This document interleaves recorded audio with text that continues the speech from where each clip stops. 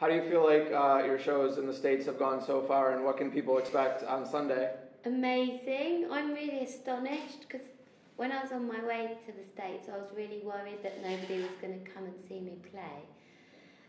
Because I'm British, we usually err on the side of like self-deprecation. And I just spent like nights going, oh God, they don't even know I exist. This is too early for a tour, blah, blah, blah. But actually, there's a lot of people who have come to the shows that also have my debut album and like genuine American fans, and I feel so happy about it. That's great. And your new one is actually on Spotify now, so people could listen to it before it even comes out here, which is great. Yeah, that's exciting for me. And also, like, I just really enjoy the American audiences that I've met so far because they give you instant feedback. Whereas, like, in Britain, you have to kind of go online to figure out what people thought because they're a very reserved culture. So what feedback have you gotten so far? Well, it's like whooping and cheering, and people in the middle of the song going, yeah, and sing it, and all that, and I love that. People in the UK don't whoop? No, everyone's just like... Lovely. Yeah. Charming. So what can people expect from your show on Sunday? What do you think makes your live performance special? Well, I think what makes these performances I'm doing in the States in particular special is that they're very small and intimate, and I feel very relaxed in that environment. Like, I'm able to kind of show more of myself in a lot of ways. Like, you know, not only do I sing these honest songs that I've written that are all kind of heart-wrenchingly honest, but in between I'm able to sort of, in a relaxed way, kind of, you know, articulate a bit about me, whereas sometimes when you see artists in a huge situation, there isn't much time for that. There's too much production involved. So we're calling this tour the Back to Basics tour.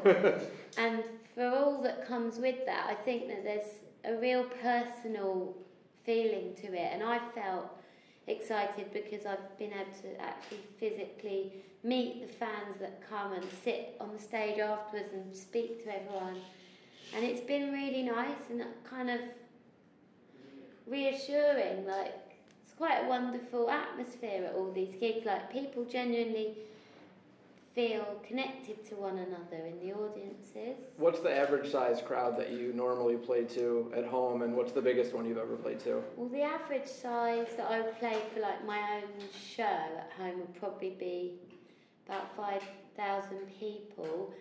But like just the day before we started this tour, we played to 40,000. 40,000? Yeah. So we went from 40,000 and the next day we played to like 200. Wow.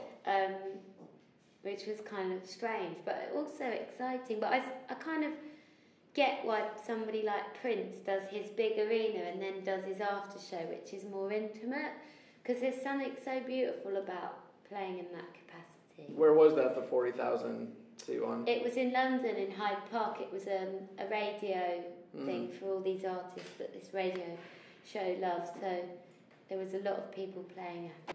In the past, you both promoted shows and headline shows at a club where Adele performed as well, I believe. Yeah. What, if anything, did you learn from her during that period?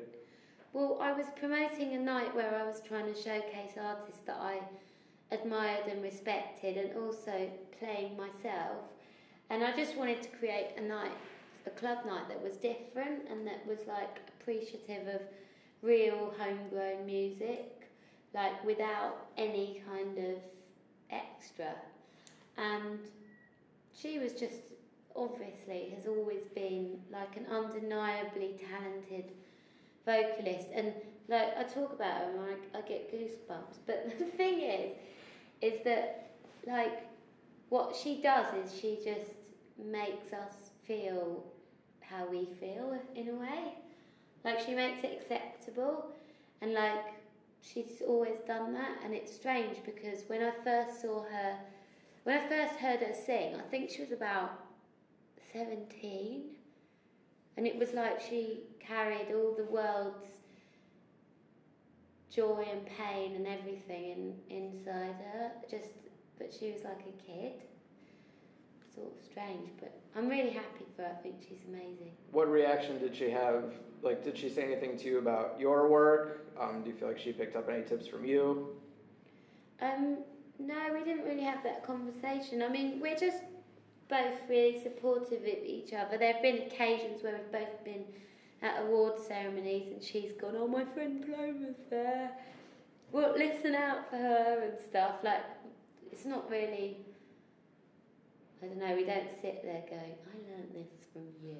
It's just like, let's have a drink and talk about what was on TV last night. I don't know. What was on TV last night?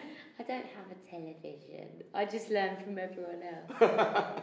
I really, Fall to Grace is such a powerful album. Thank you. I feel like there's so much emotion wrapped up into it that it's almost easy to be somewhere close to exhausted when it's over. How do you kind of hope and want people to feel through that record and when it's done? Well, I think that I touch on a lot of kind of otherwise known as tragic situations or sadness. But I try to inject some hope into it. I was inspired a lot by old music, and I'm a big fan of Etta James and people like Judy Garland, you know, when she sang Somewhere Over the Rainbow. There was so much sadness in her delivery, but yet the lyrics were so hopeful. And I think that I was playing with that contrast. Like when you hear an Etta James arrangement, like, you know, of something like At Last, there's a melancholia about it, but there's so much hope. And that's why I called it Fall to Grace as opposed to Fall from Grace. Right. Because I wanted to say, you know, like, you come from something sad, but you strive for something better. And I feel like the exhaustion and all that, it is exhausting for me. Sometimes I get really tearful singing them. Like, there are times when I have to slightly remove myself from the songs, or else I'll just start crying in the middle. Especially because I wrote all the songs so recently, they still feel very fresh. So is there a certain number of songs on the album when people listen to it, they're like, if you cry at more than 8 of them, then you have a lot of issues going on. If it's fewer than 8, you're doing okay? Probably.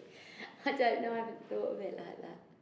But no, it is, I'm proud of it, but I am trying to say that there's light at the end of the tunnel, sort of thing. I think I'm naturally a positive person. Why don't more people wear stilettos while running with the Olympic torch? I don't know. I just do everything my own way. So when they said to me there's a regulation tracksuit, something inside me died. So I thought I have to do this my own way. And I asked them if I could customise it, and they said no, but I did it anyway. How were your feet feeling afterwards? Fine, it was only 300 metres. How far do you think you could have gone? Well, I've run for a lot of buses in stilettos, much faster. They just wanted a sort of leisurely pace so they could take flattering photographs. In terms of performing here, I wanted to ask, how surreal is that to go from playing to 5,000 or 40,000 people? I mean, your album debuted at number 2. In the UK, you have something like 300,000 Twitter followers, I think. And coming here and playing to this smaller group, is that a weird transition to make?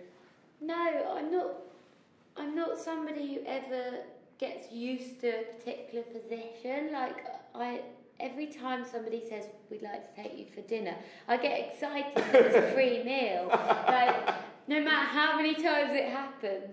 So, you know, I always say to people, I come from like a background of always working, and I started my first job when I was 14, and you know, if I had to go back to work in the lingerie shop that I worked at for 3 years, selling pants and bras to like people, then I would. So I don't feel remotely like it's a step back. I feel almost like it's a luxury because I'm enjoying the intimacy and the connection with the people. Obviously, I would like to progress and for it to be an escalation as opposed to, you know, because, you know, it's expensive to come to America, and even just do a small gig. I mean, it doesn't fund the flights, those venues. It's the label putting goodwill in. So I think it won't happen that often if it doesn't get bigger. I'm aware of that.